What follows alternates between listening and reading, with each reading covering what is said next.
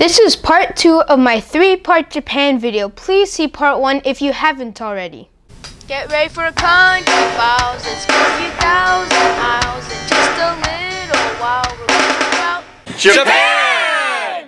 The first time Japan kind of looked like a unified nation was in the late 600s when Emperor Jimmu came to power. Even though his territory didn't include all of Japan as we know it today, it was said that he was a descendant of the goddess Amaterasu. Throughout history, in different cultures and countries, people have claimed that emperors, kings, queens, and religious leaders were related to gods. Some people did this to show that their leaders were really special and not regular human beings.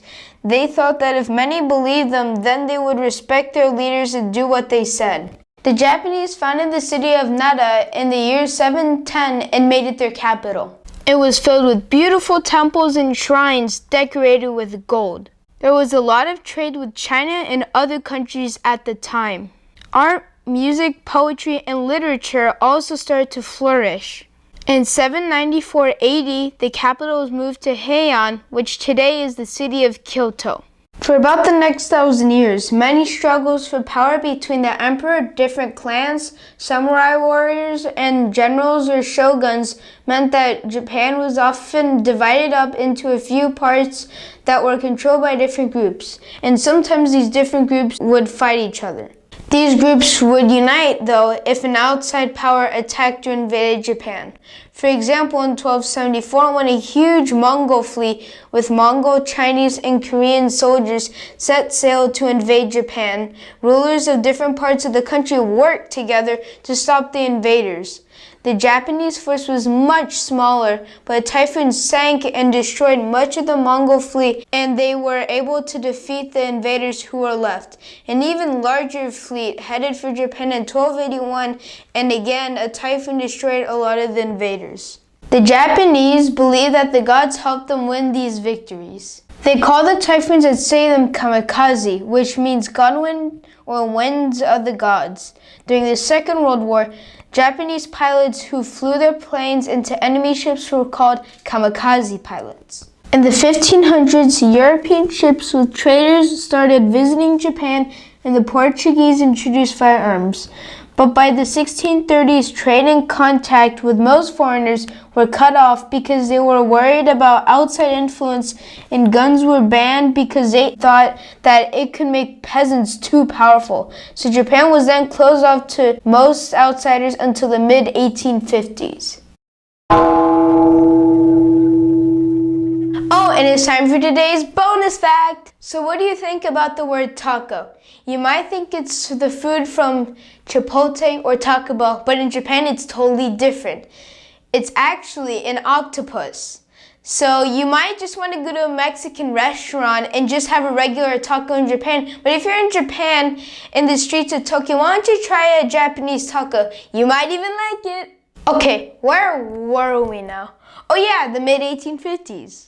In 1853, Commodore Matthew Perry of the U.S. Navy sailed into Edo Bay from Norfolk, Virginia with a fleet of black warships with big cannons. Japan was asked to open to trade, and Europeans started going to Japan for the same reason.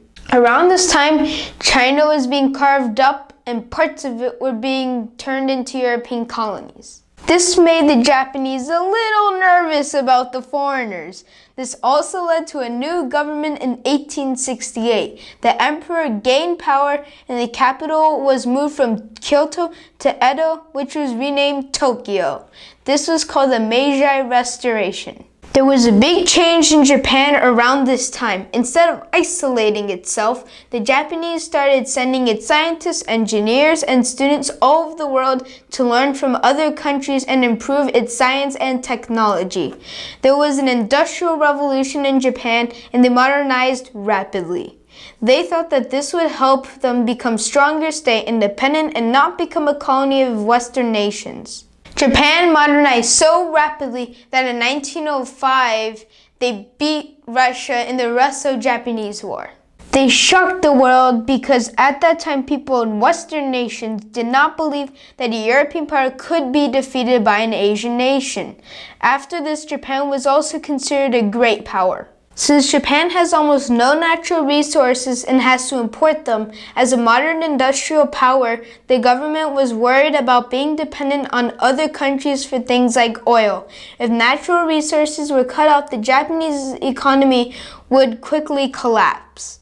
The British, French, Dutch, and Americans had already conquered countries in Asia, and the government in Tokyo was concerned about what else they might do there. So the Japanese wanted to have their own colonial empire in Asia so they would not have to depend on other countries for natural resources. This eventually led to conflict with China, the US, Britain, and their allies in an alliance with Germany and Italy during the Second World War. After Japan was defeated in the Second World War in August of 1945, they focused on rebuilding their country and their economy. Millions of Japanese died in the war and many cities were destroyed, but from about 1950 to 1990, Japan had an economic miracle. By 1968, Japan's economy had become the second biggest in the world after the US. After 1990, Japan's economy slowed down and they had some recessions just like other advanced countries, but Japan is still one of the richest countries in the world. This was part 2 of my 3-part Japan video. Part 3 will be uploaded in about a week, so please subscribe and come back for part 3. There's some real cool stuff to see.